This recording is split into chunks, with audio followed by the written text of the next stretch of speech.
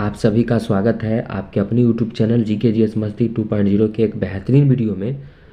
आप सबों के लिए आगामी सीटेट परीक्षा को देखते हुए आप सबों के लिए बहुत ही महत्वपूर्ण ये जितना भी आपको नोट्स इस पे आपको दिखाया जा रहा है, ये सभी को बारी बारी से आप लोग के बीच में रख रहा हूँ।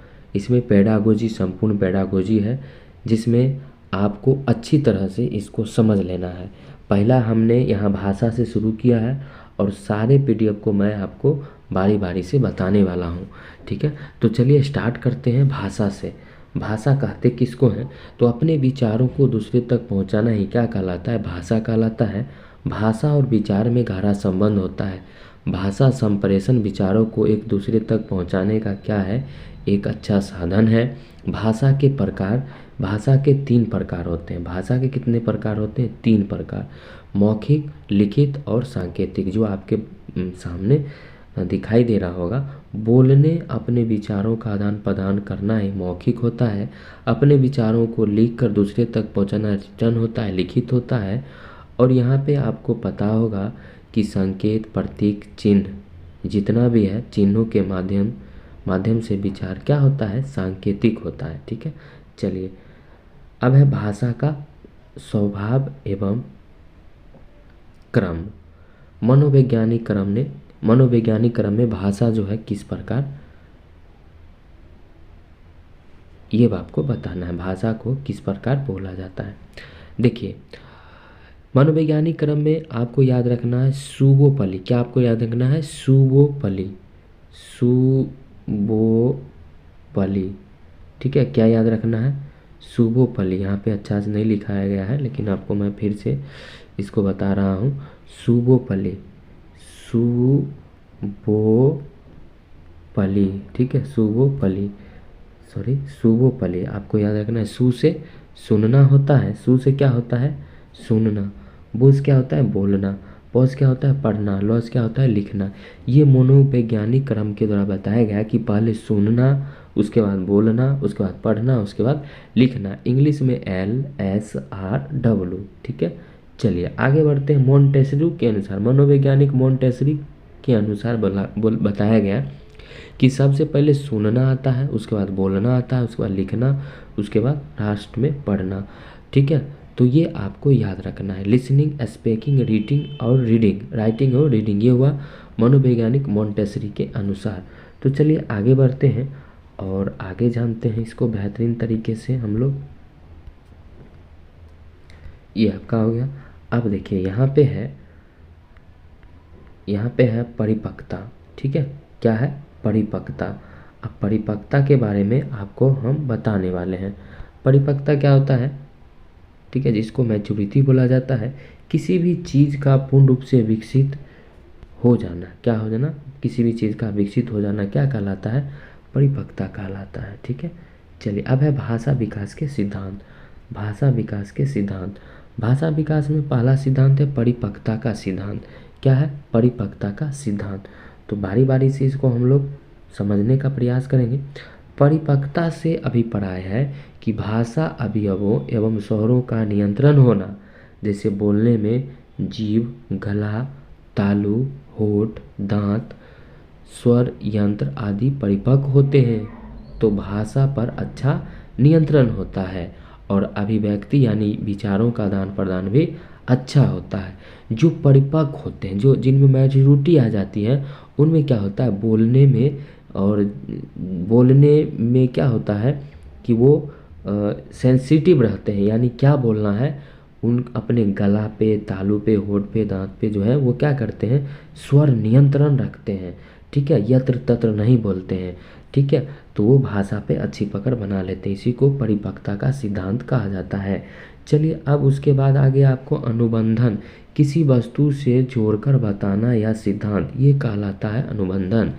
अब देखिए, शैशवा अवस्था में बच्चों को शब्दों की जानकारी मूर्त वस्तुएं किसको कहते हैं? जो दिखाई दे सके, जो दिखाई दे सके। से जोड़कर दी जाती है। यदि बच्चों को किसी चीज़ या वस्तु को दिखाया जाता है तो बच्चा क्या करता है, जल्दी सीख लेता है। ये हो जाता है अनुबंधन। बच्चा जल्दी सीख लेता है कब, जब बच्चा जो है किसी चीज़ को उसको दिखाया जाता है। ठीक है, चलिए अब है अनुकरण। अनुकरण का मतलब होता है नकल करना। अनुकरण का मतलब क्या होता है, नकल करना। ठीक है, अनुकरण का मतलब होता है नकल करना। मनोवैज्ञानिक के अनुसार बालक अपने परिवारजनों तथा साथियों की भाषा का अनुकरण करके सीखता है। यानी आप अपने घरों में अगर कुछ बोलते हैं तो बच्चा क्या करता है, नकल करने लगता है और उसी बात को जो है वो बोलने लगता है। तो ये हो जाता है क्या, अनुकरण, यानी नकल करने का सिद्धांत। आगे बढ़ते हैं और यहाँ पे चोम्स्की महोदय का भाषा सिद्धांत क्या है वो जानते हैं। चोम्स्की भाषा को जन्मजात मानते हैं। चोम्स्की महोदय क्या मानते हैं, भाषा को जन्मजात मानते हैं। यानी बच्चे जो होते हैं वो भाषा जो सीखते हैं वो जन्मजात सीखते हैं। ठीक है, अर्थात बच्चे भाषा सीखने की क्षमता के साथ क्या होते हैं, जन्म लेते हैं, पैदा होते हैं। जैसे कृदंत, रोना, संकेतिक, ये सब चोम्स्की महोदय का कहना था। चलिए अब चलते हैं भाषा के रूप पे। भाषा के रूप तो अब जानते हैं यहाँ पे भाषा का रूप। चलिए भाषा के रूप में जानते हैं अच्छी तरह से। स्वर्णिम, ठीक है, जिसका स्वयं में कोई अर्थ नहीं होता। भाषा की सबसे छोटी इकाई यानी वर्ण स्वर्णिम कहलाते हैं। जैसे अ, क, च, प आदि ये सभी जो होते हैं क्या होते हैं, स्वर्णिम होते हैं। अब होता है रूपिम। शब्द का छोटा रूप रूपिम कहलाता है। जैसे पेन, कॉपी, राम इत्यादि ये सभी क्या होते हैं, रूपिम होते हैं। यानी छोटा रूप क्या कहलाते हैं, रूपिम कहलाते हैं। अब है वाक्य विन्यास। क्या है, वाक्य विन्यास। भाषा के नियम को वाक्य विन्यास कहते हैं। भाषा को उपयोग करने के नियम वाक्य विन्यास कहलाते हैं। जैसे कर्ता ने कर्म को करण से इत्यादि, ये सब क्या हुआ, वाक्य विन्यास हुआ। भाषा के नियमों को वाक्य विन्यास कहा जाता है और भाषा को उपयोग करने के नियम को वाक्य विन्यास, यहाँ पे देखिए डबल है लिखाया गया है, उसके नियम को भी विन्यास कहते हैं और उपयोग करने वाले को भी विन्यास कहते हैं। जैसे कर्ता ने कर्म को करण से, ये सभी जो है एग्जाम्पल हो जाएगा। अब है अर्थ विन्यास। क्या है, अर्थ विन्यास। अर्थ विन्यास क्या है, मीनिंग अरेंजमेंट। वाक्य विन्यास में जो वाक्य दिया है उनका अर्थ सही होना चाहिए, उसे अर्थ विन्यास कहते हैं। जैसे अर्थ विन्यास में मोहन के पास एक पुस्तक है। मोहन के पास एक पुस्तक है। मोहन के पास एक पुस्तक है, सही अर्थ हो जाएगा। और यहाँ पर लिखा हुआ है मोहन के पास है एक पुस्तक ना, तो ये सेंटेंस क्या होता है, गलत माना जाता है। यानी अरेंजमेंट किस तरह से होता है ये चीज़ हम अर्थ विन्यास में जानते हैं। आशा करते हैं ये आपको समझ में आ गया। अब चलते हैं चिंतन के बारे में जानते हैं। चिंतन यानी थिंकिंग। ठीक है, किसी भी समस्या का समाधान करने के लिए हमारे मन में विचार उत्पन्न होते हैं, वही विचार क्या कहलाते हैं, चिंतन कहलाते हैं। जैसे कोई चीज़ को हम बराबर सोचते रहते हैं तो सोचने के क्रम में हमें विचार आते हैं कि हमको ये करना चाहिए, तो ये हम लोग का ये सीटेट परीक्षा पास हो जाएंगे, हमको इस तरह से पढ़ना चाहिए, तो वही क्या कहलाता है, वही चिंतन कहलाता है। ठीक है, चलिए आगे बढ़ते हैं। चिंतन का आरंभ समस्या उत्पन्न होने पर होता है तथा समस्या समाधान होने तक जो है वो चलता रहता है। ठीक है, जब तक समस्या का समाधान नहीं होता है तब तक जो है क्या होता है, उत्पन्न होते रहता है। ठीक है, अब चलिए यहाँ पे चिंतन के प्रकार को हम लोग जानेंगे। चिंतन के प्रकार को जानेंगे, ठीक है, शानदार तरीके से जानेंगे चिंतन के प्रकार। ठीक है, चलिए अब जानते हैं चिंतन के प्रकार। बहुत ही अच्छी तरीके से आपको अभी पूरा एकदम आपको पढ़ाना है, इसको देखना है आपको। स्वप्नशील चिंतन, ठीक है, स्वप्नशील चिंतन, स्वप्न में लीन रहना, ऐसी कल्पना करना जिसका कोई वास्तविक स्वरूप न हो, स्वप्नशील चिंतन कहलाता है। यानी जब आप स्वयं में लीन रहते हैं तो क्या है, स्वप्नशील चिंतन है। ठीक है, स्वयं में लीन रहते हैं वो क्या है, स्वप्नशील चिंतन है। अपने आप में एक बैठे हुए हैं और चिंतन कर रहे हैं, खूब ज़्यादा हम चिंतन करने कि भाई हमारा सीटेट एग्ज़ाम कैसे निकलेगा, तो उस स्तर से हम जो है उसको सोचते हैं ना, तो वो सपनशील चिंतन हो जाता है। आगे बढ़ते हैं, यथार्थवादी चिंतन क्या है इसके बारे में जानते हैं। यथार्थवादी चिंतन जो होता है, यह चिंतन वास्तविकता से संबंधित होता है। किससे संबंधित होता है? वास्तविकता से संबंधित होता है। अब चलते हैं आगे, टाइप्स ऑफ रियलिस्टिक थिंकिंग। अभिसारी चिंतन के बारे में जानेंगे। तो अभिसारी चिंतन क्या होता है, इससे जो है क्वेश्चन जो है आपको पूछा जाता है। देखिए इसमें समस्या एक ही बिंदु पर केंद्रित होता है और समस्या का एक ही समाधान होता है।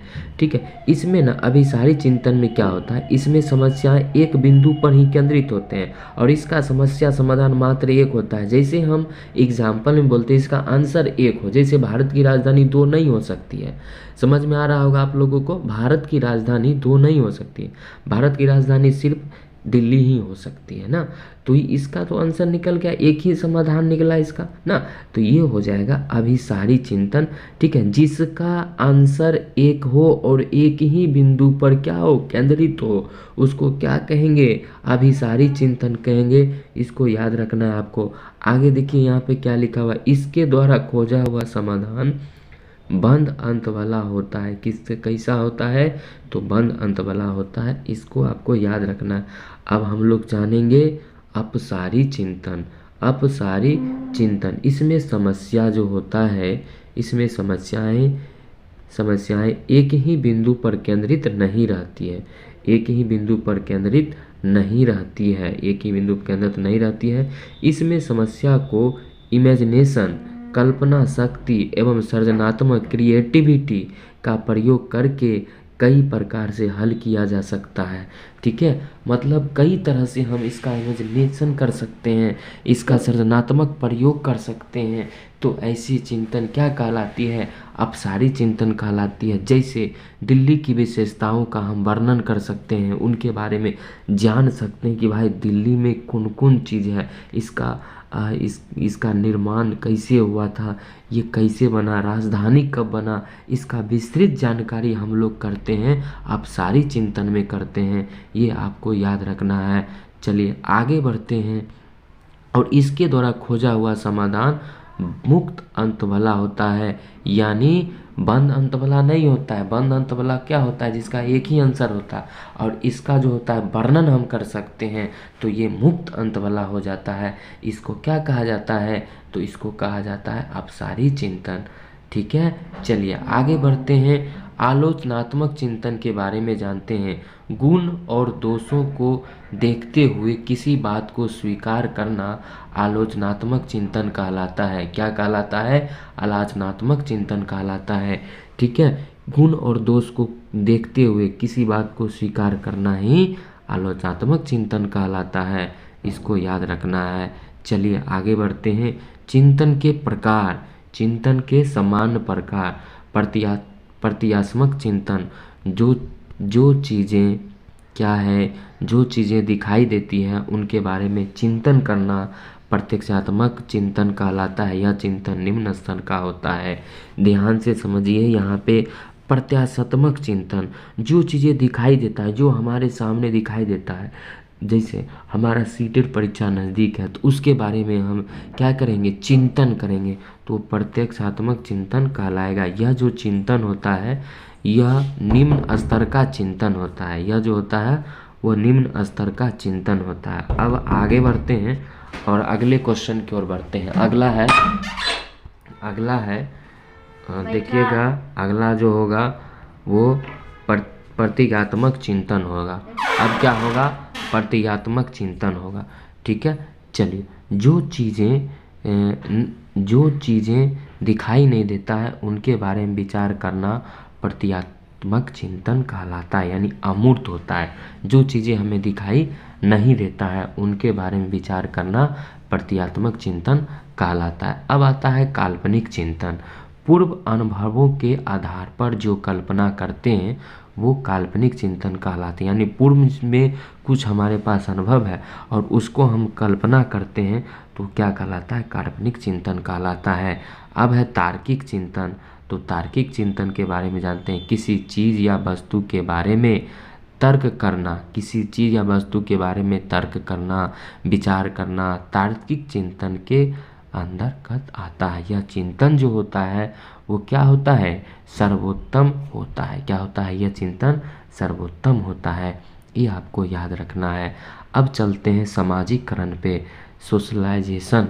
सामाजिकरण यह एक ऐसी प्रक्रिया है जिसमें मानव समाज द्वारा सीखता है और यह पूरे जीवन तक निरंतर जो है वो चलती रहती है। ठीक है, ये जो होता है मानव समाज द्वारा सीखता है और यह जीवन भर निरंतर चलता रहता है। ठीक है, अब यहाँ पे आगे बढ़ेगा यहाँ पे और आगे बताया जाएगा सामाजिकरण की प्रक्रिया।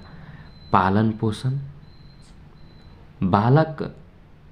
बालक के समाज में पालन पोषण का ज़्यादा प्रभाव पड़ता है, क्योंकि अगर बच्चों का पालन पोषण अच्छे तरीके से नहीं होता है तो बच्चा समाज के साथ समायोजन करने में कठिनाई महसूस करता है।